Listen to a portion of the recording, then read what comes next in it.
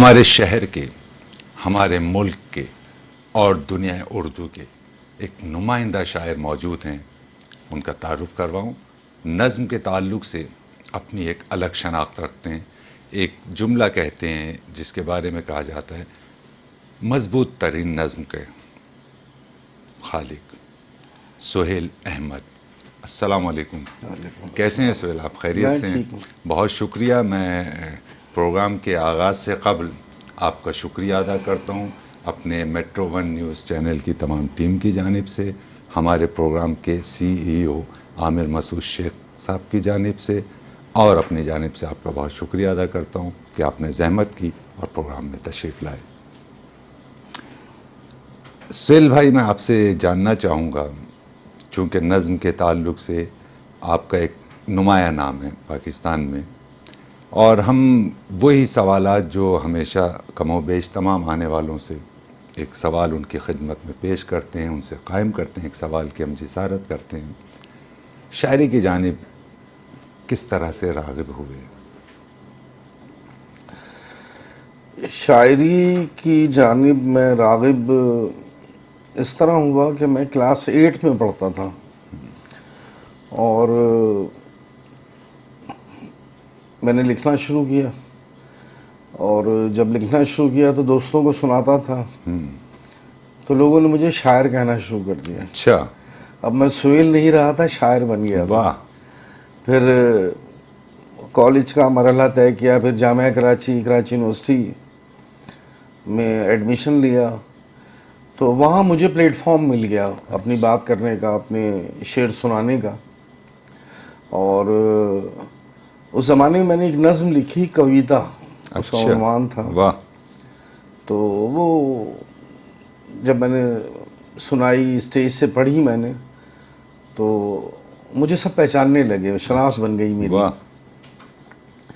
और बस यूँ फिर शायरी का आगाज़ हो गया। शायरी का आगाज़ हुआ। नाज़रीन कराम, सुहेल अहमद ने शायरी का आगाज़ यूँ किया, यूनिवर्सिटी में अपने तय कही गई एक नज़्म पेश की, उस नज़्म की पजीराई के सबब इनकी शनाख्त बनी। गुफ्तगू का सिलसिला यहीं से दराज करेंगे। मैं आपके इल्म में ले आऊँ, सुहेल अहमद का एक शेरी मजमुआ शाया हो चुका है, मोहब्बत ले गई मुझको।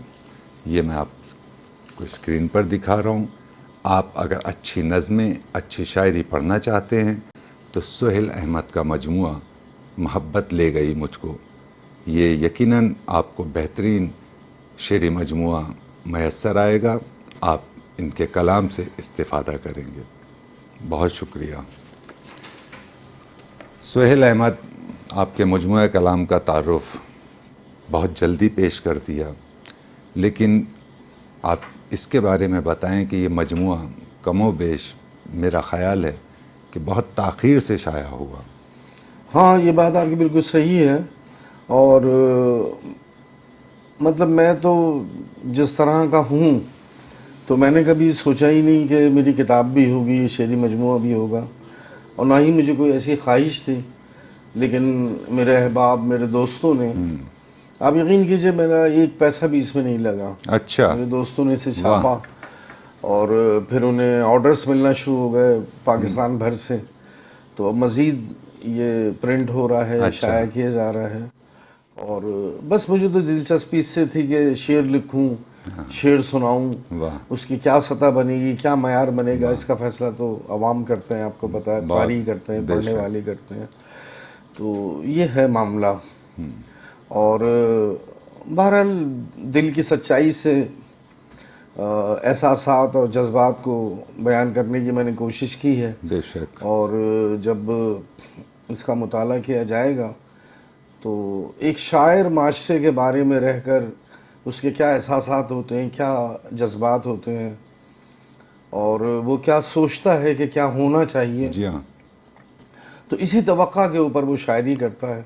और मेरे ख्याल में मैं ही क्या, और जितने भी लोग शेर लिख रहे हैं, शायरी कर रहे हैं, उन सबको चाहिए कि वो अपना कलाम लाएं, दूसरों तक पहुंचाएं।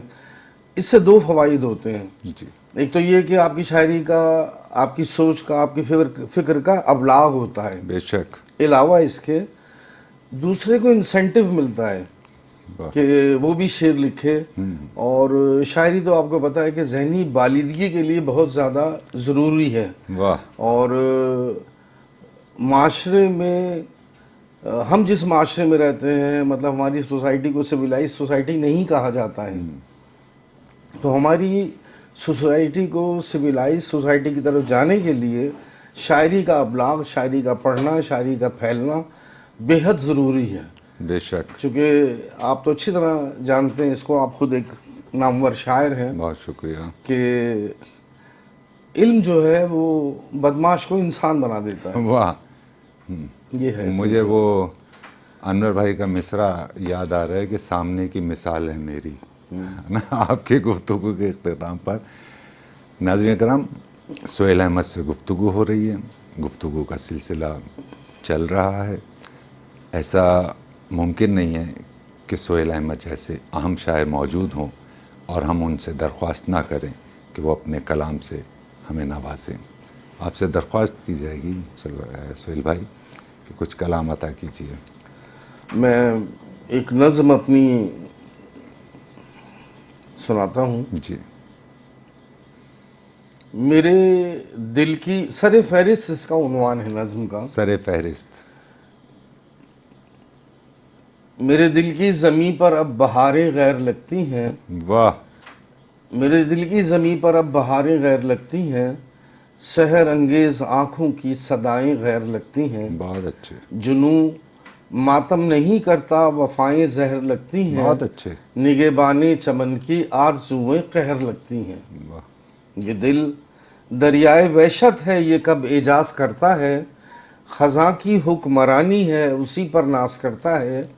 मुझे सरशार रहने दो, मुझे बर्बाद होने दो, मुझे नाकाम लोगों में सरे फहरिस्त रहने दो। बहुत अच्छे, बहुत अच्छे। मुझे नाकाम लोगों में सरे फहरिस्त रहने दो। ये जिन हाथों को कुदरत है, फना के इस्तिआरे हैं। वाह। ये जिन हाथों को कुदरत है, फना के इस्तिआरे हैं। रवां खुशबू का मौसम है, सितारे ही सितारे हैं। अभी सूरज नहीं निकला, अभी फरियाद मत करना। अभी जख्मों को मत छूना, सितम को याद मत करना। अभी एक उम्र जारी है, जरा वहशत सितारी है। मुझे दहशत में रहने दो, मुझे वहशत में रहने दो, मुझे नाकाम लोगों में सरे फहरिस्त रहने दो। बहुत खूबसूरत, बहुत खूबसूरत। मेरी हाकिम मईशत है, जिसे मगरिब ने पाला है। मेरी हाकिम मईशत है, जिसे मगरिब ने पाला है। सरों पे ताज उनके है, मेरे सिक्कों की माला है। जुबान जब जिक्र करती है, उन्हीं का विर्त करती है। मेरे पिंदार के आका, मेरे बाजार के आका। वाह वाह वाह वाह। किसी ख्वाहिश के पत्थर से मुझे मिस्मार करते हैं। वाह वाह वाह। सितमगर चारागर बनकर मेरी बस्ती में फिरते हैं। बहुत अच्छे। मुझे बर्बाद होने तक इसी बस्ती में फिरने दो, मुझे नाकाम लोगों में सरे फहरिस्त रहने दो। मेरे अजदाद गाफिल थे, मेरी खुशियों के कातिल थे। विरासत की गुलामी ने मुझे आज़ाद रखा है। वाह। वतन में जो मुसाफिर है, कहाँ आबाद रखा है। वाह। मैं उन खेतों की रौनक हूँ, जहाँ फसलें मुझी से दाम लेती हैं, गरीबी थाम लेती हैं। बहुत अच्छे। कलम के कारखाने में मेरी मेहनत का ईंधन है, मगर मैं लिख नहीं सकता। मेरे बाजार अपने हैं, मगर मैं बिक नहीं सकता। बहुत अच्छे। मेरे अजदाद ने मुझको, मेरे अहबाब ने मुझको मेरी कामत पे टोका है। मेरे अहबाब ने मुझको बड़ी हिकमत से रोका है। मेरा असबाब लुटने दो, मेरे अहबाब रहने दो, मुझे नाकाम लोगों में सरे फहरिस्त रहने दो। बहुत खूब, बहुत खूब। क्या नाज़रीन कराम, आपने नज़्म समाअत की और आपको इस बात का यकीन आ गया होगा कि नज़्म का बेबदल शायर बज़्म शायरी में मौजूद है सुहेल अहमद। सुहेल, खूबसूरत नज़्म पेश की आपने। इस नज़्म में आज अमूमन ऐसा होता है सुहेल कि हम चूँकि सोशल मीडिया का दौर है, इस पर अशार के ताल्लुक़ से जब कमेंट करते हैं तो एक शेर मैंने एक सेहत के ताल्लुक़ से लिखा तो उस पर कमेंट्स ये आने लग गए कि अल्लाह रहम करे, क्या हुआ। तो लोग आपके अशार को बामाने चिट्ठी या बामाने ख़त के उस पर लेने लग जाते हैं, शायद ये ऐसा हुआ है और उसका वो इजहार कर रहे हैं। इस नज़्म में आपने इसकी पंच लाइन, जिसे बेहतरीन सत्र कहते हैं, वो आपने कि मुझे नाकाम लोगों में सरे फहरिस्त रहने दो, तो इससे क्या मुराद? वजदी साहब, आप तो खुद एक बाकमाल शायर हैं, एक नामवर शायर हैं उर्दू के, और आपने महसूस किया होगा कि इसमें मैंने एक नौजवान की फ्रस्ट्रेशन लिखी है। वाह। मेरा ताल्लुक़ एक मिडिल क्लास फैमिली से, बल्कि लोअर मिडिल क्लास फैमिली से मेरा ताल्लुक़ है। और जब मैंने जामिया कराची में तालीम हासिल कर ली और डिग्री मेरे हाथ में थी, तो मैंने बड़ी कोशिश की कि मुझे नौकरी मिल जाए, तो मुझे नौकरी नहीं मिली। तो उससे मैं बहुत ज़्यादा फ्रस्ट्रेशन में चला गया था। तो उस फ्रस्ट्रेशन की वजह से मैंने ये नज़्म लिखी। और खैर फिर बाद में मेरे वालिद ने मुझे कारोबार करा दिया, मैं कारोबार में लग गया। फिर मुझे नौकरी के ऑफर्स आई। तो चूँकि कारोबार में जब आदमी चला जाता है तो आपको पता है कि पैसे आना शुरू हो जाते हैं। फिर वो तनख्वाह लेता नहीं है, तनख्वाह देता है। तो मैं फिर उस मकाम पर आ गया था, कारोबार मेरा तरक्की कर रहा था, और इसी प्रिंटिंग के शोबे में हमने प्रिंटिंग प्रेस लगाई, काम किया। तो फिर मैंने नौकरी नहीं की, और फिर मैंने ऐसी नौकरियां भी नहीं की कि जो हुकूमत की तरफ से मुझे ऑफ़र हुई और बहुत अहम मैं पोस्ट पर रह सकता था, बहुत अच्छी ज़िंदगी गुजार सकता था, बड़ी फैसिलिटीज़ मुझे मिल सकती थी। लेकिन चूँकि मैं एक शायर हूँ और मैं रिश्वत ले नहीं सकता, बेईमानी कर नहीं सकता, झूठ बोल नहीं सकता, किसी को धोखा नहीं दे सकता, इसलिए कि अगर शायर भी यही सब काम करेगा तो माशरा बिल्कुल ही ज़वाल का शिकार हो जाएगा, ख़त्म हो जाएगा वो माशरा। इसलिए कि जो सच्चे लोग अगर बचे हैं तो मैं समझता हूँ कि वो शायरी के मैदान में ही बचे हैं, जो मन की सच्चाई से शेर लिखते हैं और बुरे हालात में भी ज़िंदगी गुजारते हैं, लेकिन कंप्रोमाइज़ नहीं करते वो इस निज़ाम से जिसमें रिश्वत है, चोरी है, बेईमानी है। तो ये वजह थी कि मैंने हुकूमती नौकरियां नहीं की। माफ़ कीजिएगा, आपकी गुफ्तगू में मुखल हो रहा हूँ, इसकी माफ़ी चाहता हूँ। आपके एजुकेशन की जो समत थी वो क्या थी? यानी आप अगर जॉब करते तो किन ओहदों पर फाइज होते, क्या स्केल या ग्रेड होते उसके? मैंने 1983 और 1984 में 2 दफ़ा पब्लिक सर्विस कमीशन क्वालिफाई किया। वाह। एक दफ़ा मेरी पूरे पाकिस्तान में 16वीं पोजीशन थी। दोबारा फिर अपने वालिद के कहने पे, चूँकि मेरे वालिद जो थे वो डायरेक्टर इंफॉर्मेशन थे महकमा इत्तलात में, हुकूमत सिंध में, तो उनके कहने पर मैं पब्लिक सर्विस कमीशन के इम्तिहान में बैठा और दोनों दफ़ा मैं कामयाब हुआ। लेकिन चूँकि अब मैं कारोबार में आ चुका था तो फिर मैंने वो नौकरियां की नहीं, इसलिए जो मैं कुछ सुनता था, देखता था कि यहाँ तो किसी भी इदारे में काम के लिए जाओ, हुकूमती इदारे में, तो वहाँ रिश्वत के बगैर तो काम होता नहीं है। तो मैंने फैसला कर लिया कि मैं इस सिस्टम का हिस्सा नहीं बनूंगा, मैंने इसलिए नौकरी नहीं की। वाह।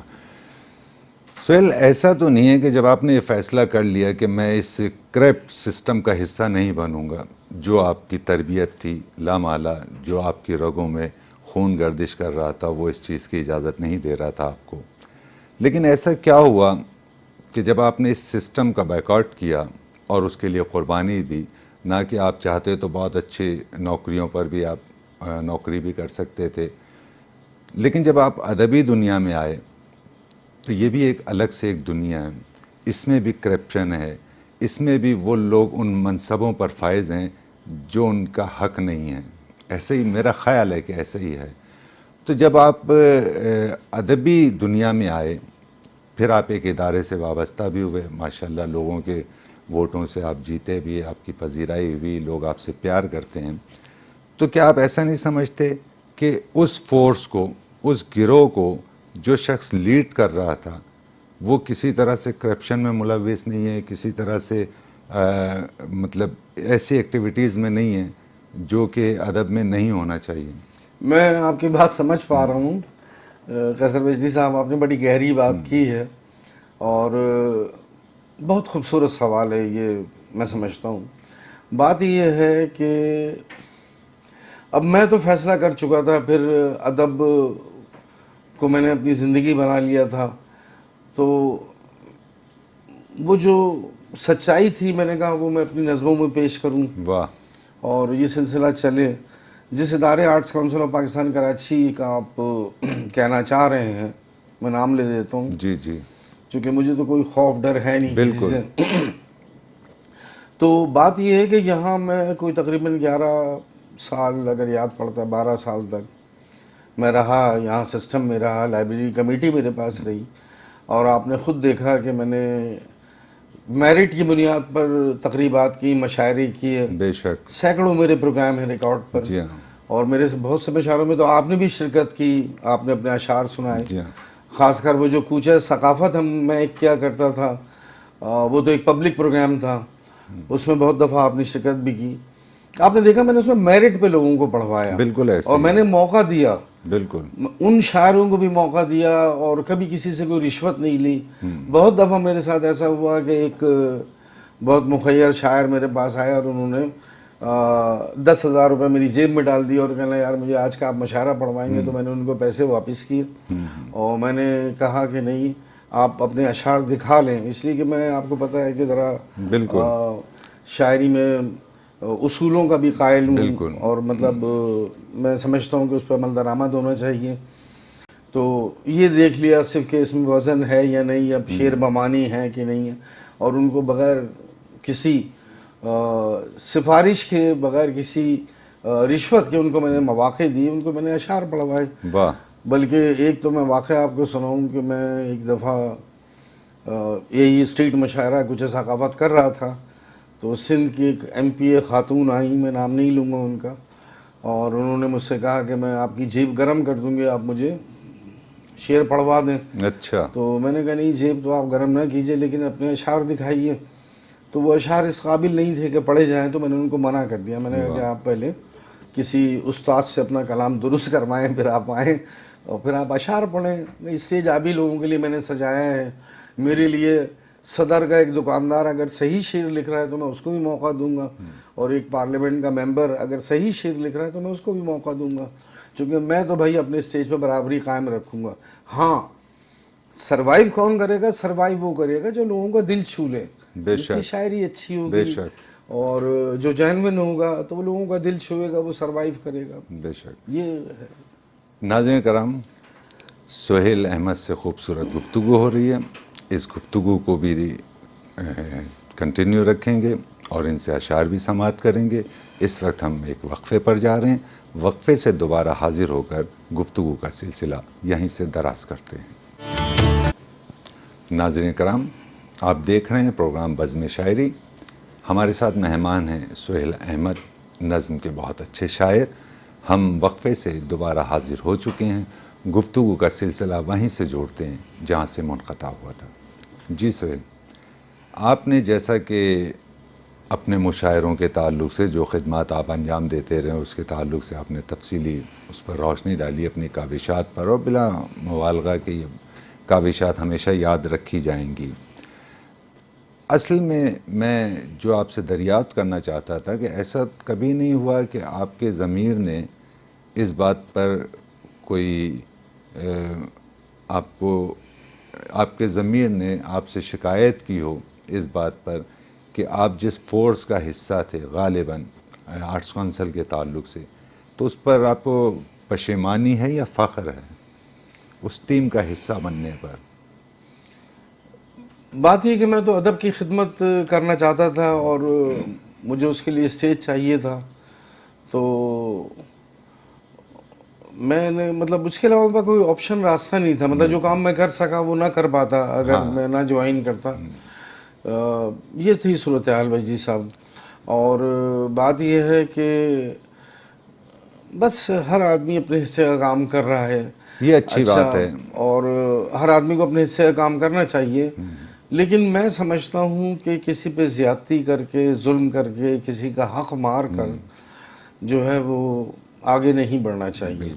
और ऐसा हुआ है, बिल्कुल ऐसा हुआ। मैं खुद जिस सिस्टम का हिस्सा रहा हूँ, मैंने वहाँ भी ये देखा है कि बहुत से लोगों के हुकूक जो थे जी जी वो पामाल किए गए, गस्ब किए गए, और अब भी हो रहे हैं, बिल्कुल मैं हो देख रहा रहा है। हूँ। अच्छा लेकिन सुहेल, मैं आपकी गुफ्तगू में मुखिल हो रहा हूँ, फिर एक बार माफ़ी चाहता हूँ। एक्चुअल हम किसी फ़र्द वाहिद पर गुफ्तगू को बेहतर नहीं समझते और ना ये मिजाज है। हो ये रहा है कि एक फ़र्द वाहिद अपने साथ कुछ शुरफा को मिलाकर उनकी तस्वीरें सजाकर ये ज़ाहिर करते हैं कि वो भी अदब की खिदमत कर रहे हैं। एक्चुअल ऐसा है नहीं। हमने कमो बेश 5 से 6 हज़ार शोरा को बज़्म शायरी में मदऊ कर चुके हैं। आप हैरान होंगे कि आर्ट्स काउंसिल के मेंबरान में फ़नून लतीफ़ा से वाबस्ता अहबाब की तादाद नमक में आटे के बराबर भी नहीं है।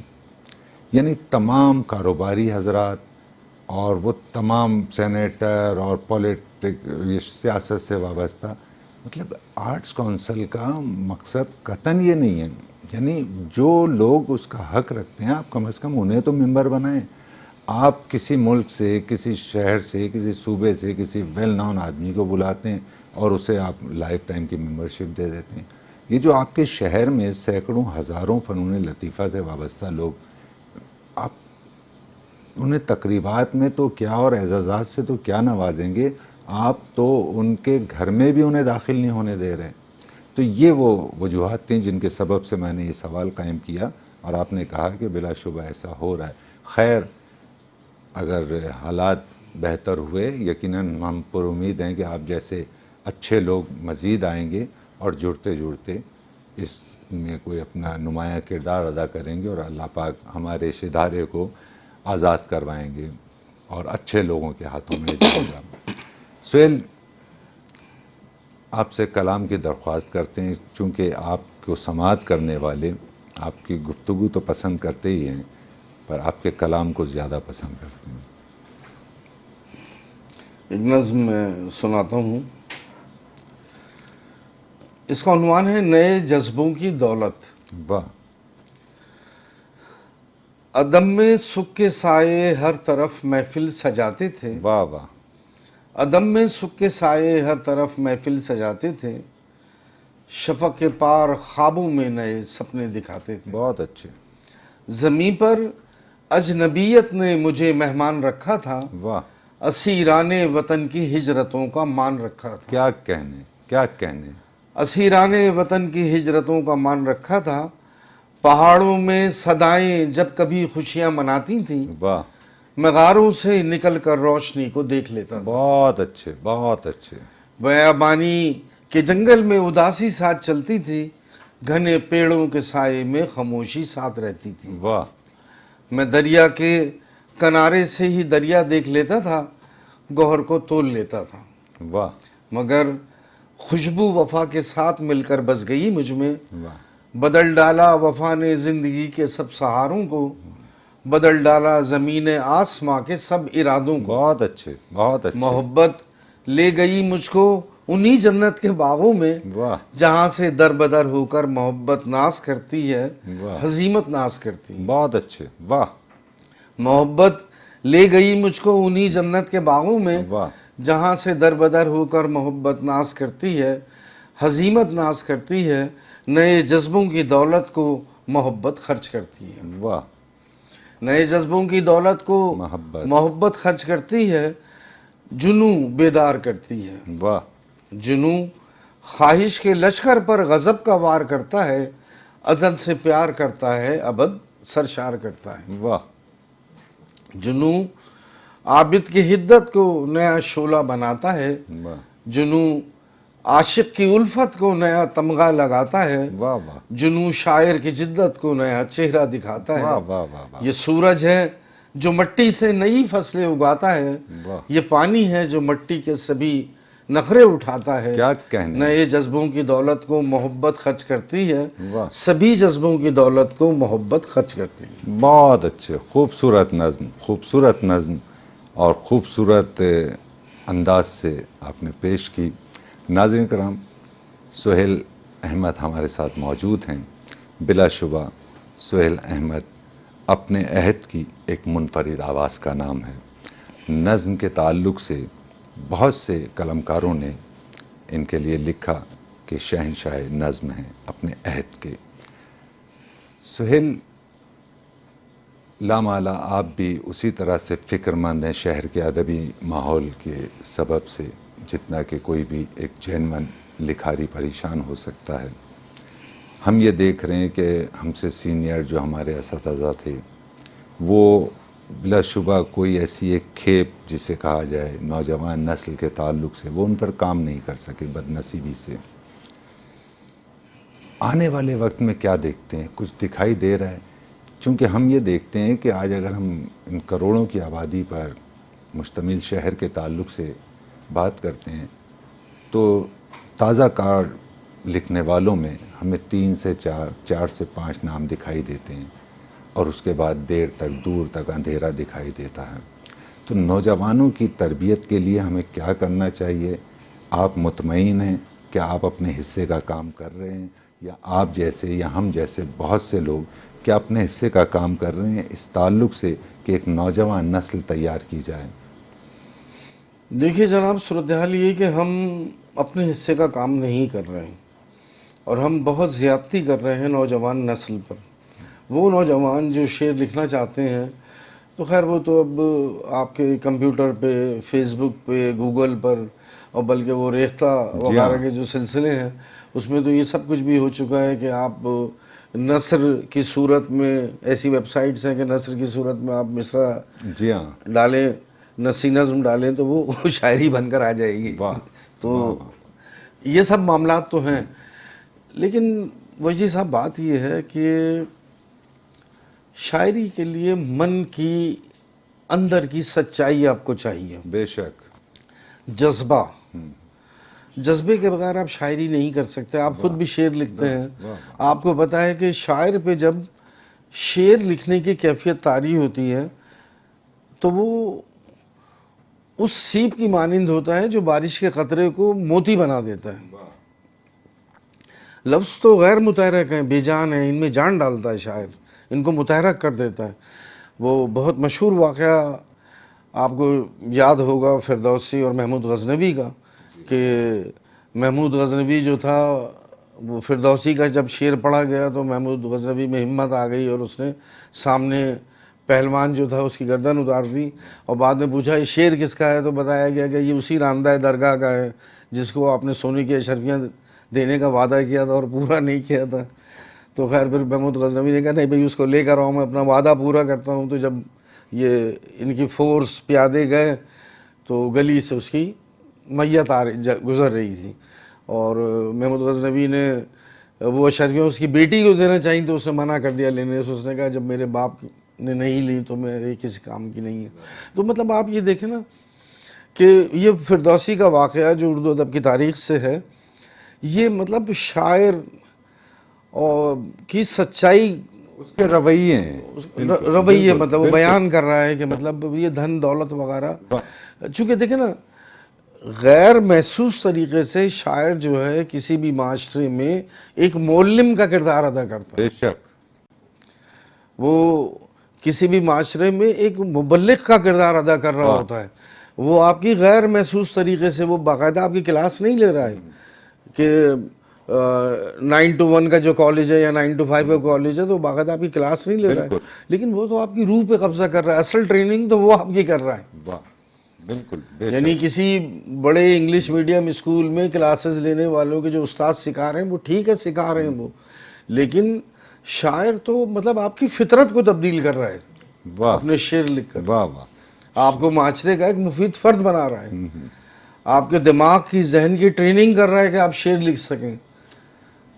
सुहेल, मौजूदा अहद में जिसमें आप और हम सांस ले रहे हैं और अपने इर्द गिर्द जो बज़ाहिर शोहरा को देख रहे हैं, कलाकारों को देख रहे हैं, आर्टिस्टों को देख रहे हैं और उनके रवैयों को देख रहे हैं, तो ये बात मौजूदा वक्त में सादिक आती है कि ये शोहरा, ये अदीब, ये दानिश्वर, यही वो हमारे आइडियल हैं जिन्हें देखकर नई नस्ल इन जैसा बनना चाहेगी।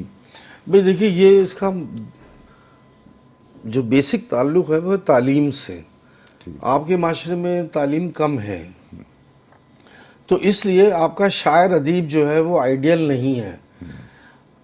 अगर तालीम होगी माशरे में तो आइडियल शायर होगा, अदीब होगा, दानिश्वर होगा, फ़लसफ़ी होगा। लेकिन जिस माशरे में तालीम नहीं होगी तो वहाँ आइडियल क्या होंगे, वो होंगे जो सतही जी हाँ, ग्लैमर के लोग हैं। बिल्कुल सही। अच्छा सोहेल, फिर एक बात और भी सामने आती है कि आप जब तालीम के ताल्लुक से गुफ्तगू करते हैं तो फिर उन इदारों का क्या किया जाए कि जहाँ एक वसी मुताले की शख्सियत पर दाखिले पर पाबंदी लग जाती है, यानी दाखिला एग्ज़ाम का नहीं बल्कि यूनिवर्सिटी में दाखिल होने पर आपके शहर का एक मोतबर नाम जो हमारी शान है, मतलब हम नाज करते हैं कि हमारे शहर में ऐसी शख्सियात हैं, तो वो क्या वजूहत हैं कि ना सिर्फ एक, ना सिर्फ दो, ना सिर्फ तीन इदारों में उन पर पाबंदियाँ लगा दी जाएँ और फिर उनके एहतजाज में कोई आए भी नहीं कि नहीं जी ये इनके साथ गलत हो रहा है। तो ये रवैये हमें कब तक सहना पड़ेंगे? हाँ, ये तो बहरहाल बेहद गलत है और मसला ये है कि वो, लेकिन जिन शख्सियात पे पाबंदी अगर लगाई गई है तो उन शख्सियात की भी कोई गलती है जिससे आप की पब्लिक जो है वो मुतासिर हो सकती है। बिल्कुल, शायद उसकी वजह ये है, वरना तो कोई जवाज़ है नहीं। इसलिए कि हमारे तालीमी इदारों में जो लोग बैठे हुए हैं बहरहाल तालीमी याफ्ता तो हैं जो चला रहे हैं सिस्टम को, मतलब उसमें कोई जाहिल तो नहीं बैठा हुआ। PhDs हैं, मास्टर्स हैं, PhDs हैं, इस तरह के लोग हैं, लेकिन उनको भी नज़रसानी करना चाहिए। आपकी बात सही है। और फिर वो जिन रवैयों की बुनियाद पर उन पर पाबंदी लगी है उनको भी मतलब तंबीह की जाए कि भाई अपने रवैये आप तब्दील कीजिए, क्योंकि यहाँ से लोग सीखने के लिए आते हैं। मैं यही कहना चाहता हूँ, आपका अगर रवैया गलत होगा तो लोग गलत सीखेंगे, रवैया सही होगा तो लोग सही। मैं सोहेल यही अर्ज करना चाहता था कि वो जो नौजवान नस्ल जिससे हम उम्मीदें लगाए बैठे हैं कि वो हमारा मुस्तकबिल है और अदब को लेकर चलेंगे, खा हम उनके आइडियल हो सकते हैं अपनी इन हरकत के बाद, जो हमारे रवैये हैं मैं तो ये समझता हूँ कि ऐसा बिल्कुल भी नहीं हो सकता। हमें तो एक बहुत खूबसूरत इंसान बनकर नौजवान नस्ल को दिखाना होगा ताकि उनके घर वाले उन्हें इजाज़त तो दें कि हाँ जी शायर अच्छे होते हैं, आप शायरी करें, है ना? बात सही है। हाँ बिल्कुल ऐसा। नाज़रीन कराम, सोहेल अहमद हमारे साथ मौजूद हैं, खूबसूरत गुफ्तगू फरमा रहे हैं, लाजवाब शायरी पेश कर रहे हैं। इस वक्त हम एक वक्फ़े पर जा रहे हैं, वक्फ़े से दोबारा हाजिर होकर सिलसिला गुफ्तगू का यहीं से दराज करते हैं। नाज़रीन कराम, हम वक्फ़े से वापस हाजिर हो चुके हैं। हमारे साथ बज़्म शायरी में एक नुमाइंदा नाम, एक ताकतवर शायर, एक मज़बूत लहजा सोहेल अहमद मौजूद हैं। खाके उन्हें भी अपने अहद के बहुत से अहबाब से शिकायत हैं, जिस तरह से सभी को हुआ करती हैं, लेकिन उनकी गुफ्तगू से कहीं ऐसा नहीं लगता कि वो मायूस हैं। आने वाले कल से मुतमईन हैं, अपने हिस्से का काम कर रहे हैं और यही इंसान की सबसे बड़ी बड़ाई है। वक्फ़े से हम वापस हाजिर हो चुके हैं। सोहेल अहमद से कलाम भी समाअत करते हैं और गुफ्तगू भी। सोहेल, आप दुनिया भर में मुशायरों में मदहू किए जाते हैं अपनी खूबसूरत शायरी के सबब से। गुज़िश्ता दिनों आपका इत्तेफ़ाक अमेरिका जाने का हुआ मुशायरों में, तो वहाँ के अदबी माहौल के ताल्लुक़ से कुछ बताइए। वहाँ जिन तकरीबात में आपने शिरकत की उस ताल्लुक़ से कुछ हमारे इल्म में इजाफ़ा कीजिए। वैसे साहब बात ये कि देखिए, मैं कोई तकरीबन जैसे मैंने अभी बताया आपको कि पिछले 12-13 साल से आर्ट्स काउंसिल से वाबस्ता हूँ, और वहाँ जितना मेरा बस है, जितनी मेरी ताकत है और जितने मुझे इख्तियारात हैं, तो मैंने प्रोग्राम्स करता रहा। और कराची शहर के लोगों के लिए हमने दरवाज़े, कम से कम मैंने अपने प्रोग्राम्स में कराची शहर के लोगों के लिए दरवाज़े खोल दिए और उनको मौक़े देता रहा कि वो अपना काम सामने लाएं, अपना काम करें। अच्छा, अब इस्लाह की तो हर जगह ज़रूरत है। जी हाँ, इस्लाह की तो हर इदारे में ज़रूरत है। हुकूमती जितने भी सकाफ़ती इदारे हैं, अदब फ़न व सकाफ़त की तरवीज के लिए, वहाँ हर जगह पर ही इस्लाह की ज़रूरत है।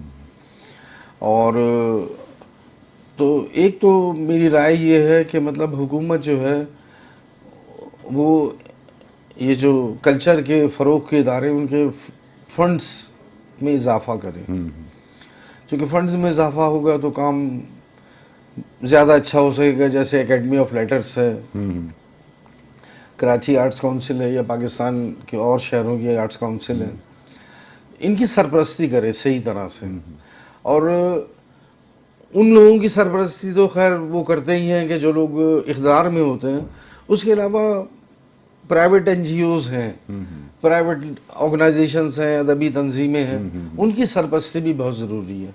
वो बेचारे, उनके पास काम तो है लेकिन फंड्स नहीं है कि वो अपने प्रोग्राम्स कर सकें। अब वो शहर के मुखियर लोग जो हैं वो उनकी मदद करते हैं, जगह प्रोवाइड कर देते हैं, चाय पानी खाने का बंदोबस्त कर देते हैं, तो महीने में 2 महीने में जाके एक तकरीब हो जाती है। तो इसकी बाकायदा मुस्तकिल बुनियादों पर फंडिंग की जाए और इन तंजीमों की मदद की जाए जो अदबी तंजीमें हैं, जो अदब के फ़रोग़ के लिए काम कर रहे हैं। एक बात तो ये हो गई। दूसरी बात ये हो गई कि डेमोक्रेसी, जमहूरियत लाएं, और वो जागीरदाराना निज़ाम की जमहूरियत नहीं जिसका एक तसलसल पाकिस्तान में रहा है जी। इदारों में जमहूरियत मेरिट की बुनियाद पर आप जमहूरियत लेकर आए। ये ना हो कि अब जैसे आर्ट्स काउंसिल कराची के अपने मेंबर बना लिए और फिर वही वोटर हैं और वही लोग पावर में आ रहे हैं और अपने ही लोगों को जो है वो मतलब आगे बढ़ा रहे हैं, या मतलब एक दो शख्सियात, उनको आप, यार ये 3 करोड़ की आबादी का शहर है, इस 3 करोड़ की आबादी में 3000 शायर तो होंगे, लेकिन आपके इदारे के अंदर जब मशायरा होता है तो वही गिनती के 8 शायर 10 शायर, तो ये तो मसाइल का हल नहीं है। बिल्कुल बिल्कुल सुहेल, मैं आपके इल्म में इजाफा करूं। 2 बातें आपने बड़ी अहम की। एक तो ये कि गवर्नमेंट के इदारों में फंडिंग के ताल्लुक से, वो मैं आपके इल्म में ले आऊँ कि अकादमी अदबियात के पास करोड़ों रुपए शौरा, अदीब, फ़नून लतीफ़ा के ताल्लुक से अहबाब की, यानी फ़नून लतीफ़ा से वाबस्ता इदारों को बेहतर बनाने के लिए करोड़ों रुपए दिए गए हैं। आप हैरान होंगे कि वो करोड़ों रुपए इस्तेमाल किस मद में हो रहे हैं, यानी उसे आपने फ़िक्स करवा दिया और उसके इंटरेस्ट से वो बुनियादी अहबाब जो है इस्तेफ़ादा कर रहे हैं। ये इस पर उसमें फिर आप देखें ना, उसमें भी ये भी हुकूमत की जिम्मेदारी है कि प्रॉपर उसका ऑडिट हो, किस मद में पैसे खर्च किए जा रहे हैं। मतलब पैसे अगर गवर्नमेंट दे तो उसका हिसाब भी तो लेना। बिल्कुल। तो मतलब मामलात को शफाफ बनाना होगा, ये बेहद ज़रूरी है, ताकि मतलब जो हकदार है उसको, असल हकदार को उसका हक मिल सके। तो ये भी हुकूमत की जिम्मेदारी है। बिल्कुल। आपके देखें, मैं फिर एक बार मुखिल हो रहा हूँ, मैं आपसे अर्ज़ करूँ कि हमारे शहर का इदारा कराची आर्ट्स काउंसिल, शायद मुझसे बेहतर आप इस बात को जानते हो, अतिया फैज़ी रहमीन यानी क़ायद आज़म मोहम्मद अली जिन्ना ने उन्हें ये जगह दी और उनसे दरख्वास्त की कि आप पाकिस्तान आएँ। मैं गुफ्तगू को समेटते हुए आखिरी सतह पर आऊँ कि वो मल्टी मिलीनियर लोग थे, मियाँ बीवी, और वो क़ायद आज़म की मोहब्बत में, उनके हुक्म पर वो सब कुछ छोड़कर यहाँ आए और अपने उस वक्त की 25 लाख रुपए की लागत से उन्होंने ये बिल्डिंग तैयार की। और कहने वाले कहते हैं, कुतुब में लिखा हुआ मिलता है कि एक वक्त ऐसा भी आया कि अतिया फैज़ी रहमीन को आर्ट्स काउंसिल ही में एक तकरीब के इख्तिताम पर, जब वो चाय की तकरीब होती है चाय वगैरह की, तो अतिया फैज़ी जो है 2 बिस्किट चुरा कर अपने पर्स में रख रही थी। मैं हैरान होता हूँ कि वो नौसरबाज लोग आर्ट्स काउंसिल में दाखिल हैं जो बिल्डिंग बनाते हैं हमारे पैसे से और बिल्डिंग का नाम अपने नाम पर रख लेते हैं। तो उन्हें ये अतिया फैज़ी रहमीन कहीं दिखाई नहीं देती कि जिन्होंने आर्ट्स काउंसिल की बुनियाद रखी। इस ताल्लुक़ से आप कुछ कहना चाहेंगे? इस पर मैं आपको एक वाक़या सुनाऊंगा। वजी साहब, दिलचस्प है थोड़ा सा, लेकिन शायद आपके इस सवाल का जवाब इसके अंदर है। वाह। एक 7 साल का बच्चा है, उसकी माँ किचन में चाय बना रही है। तो जब चाय गर्म होना शुरू हुई, भाप निकलने लगी, तो जो बर्तन था उसका ढकना हिलने लगा। वाह। तो बच्चे ने अपनी माँ से कहा कि माँ, तो इसके माने ये हुए कि भाप जो है ये चीज़ों को मुतहरक कर सकती है। हाँ, उस लड़के का नाम जेम्स वॉट था, जिसने बाद में भाप का इंजन ईजाद किया। वाह। अब ये तो एक तरफ हो गया, भाप का इंजन उसने ईजाद कर लिया, जेम्स वॉट उसका नाम है, ज़हन में रखिए आप। जी जी। एक शख्स एडिसन, जिसे न्यूयॉर्क सिटी को रोशन करने का बल्ब लगाने का ठेका दिया गया, तो उससे पूछा कि ये बताइए कि आपने जो बल्ब ईजाद किया है इसकी इकाई क्या हो। वाह। क्या इसको हम 100 एडिसन रखें, 50 एडिसन रखें, 60 एडिसन रखें?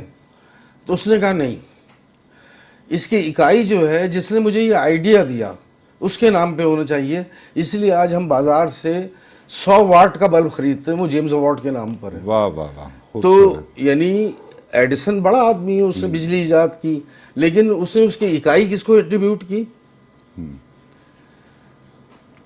उस जेम्स वॉट को। वाह।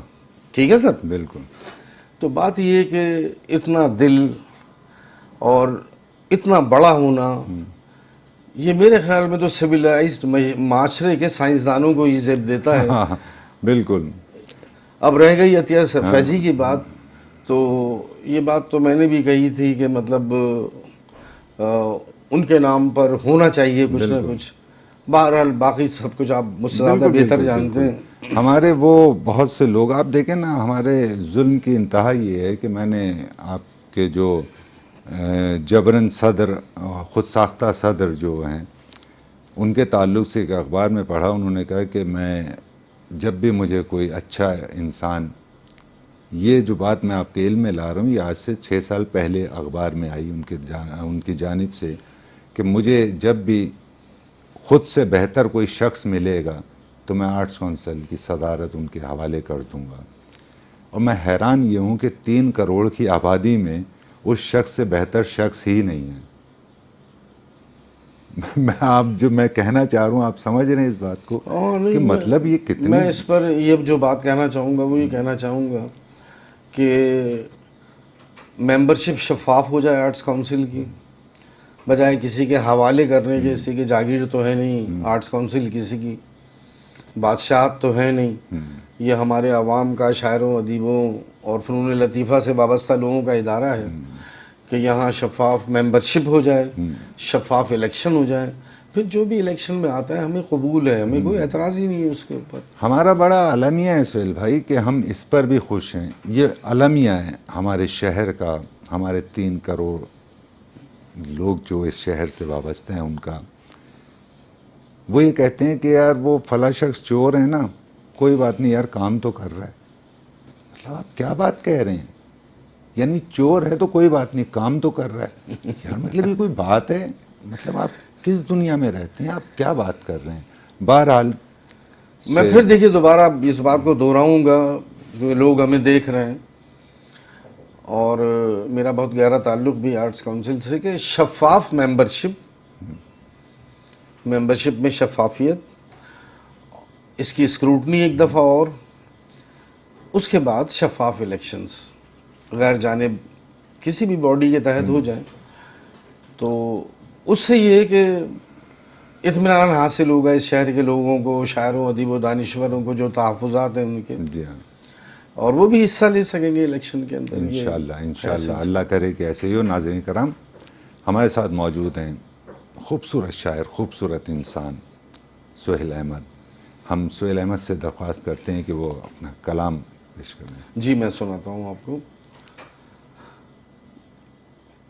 सुर के पाताल पर दिल भी एक साज है,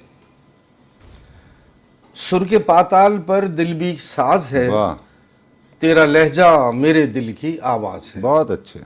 ख्वाब ऐसा कभी मैंने देखा ना था, रूप ऐसा कभी मैंने चाहा ना था, बहुत अच्छे। जिंदगी गीत है मैंने सोचा ना था। बहुत अच्छे।